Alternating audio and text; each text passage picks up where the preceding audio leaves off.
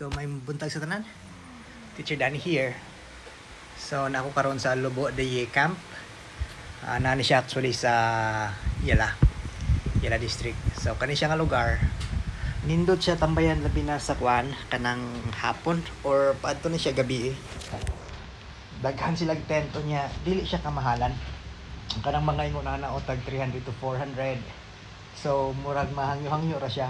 Nya kanang mga tent na ingon na 250. Pwede na siya duha, pwede na po siya tulo, so depende sa inyo. Pwede na po ikaw ra isa. So na river, pwede ka mag-boating, pwede ka mag-kayak dira. So kayak and boating came into different price.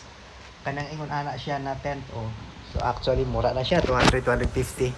So naka-range siya ingon ana. So mangyo ra jud siya kana to 50 kala siya. Unya ang lugar, nindot po siya niya safe ba kay duol ra siya pod sa detachment. Unya, medyo mingaw kung solim gid siya.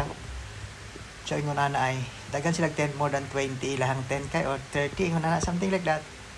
Na ingon ana siya nga gagmay 200 to 250. Unya na river o kana yun ingon ako pwede ka magkayak diha pwede ka magboating na pod sila boat. Unya dira nga lugar pwede ka ihawanan bitaw sugbahanan. So mag-enjoy ka whether nakadala pagkaon mo palit ra ka sa ilaha o di ra ka pod magsugba pwede ra. Nya dollar gid siya market pod. So nindot siya tambayan. So guys, until my next video, see you na. You can visit that one. The place really looks good.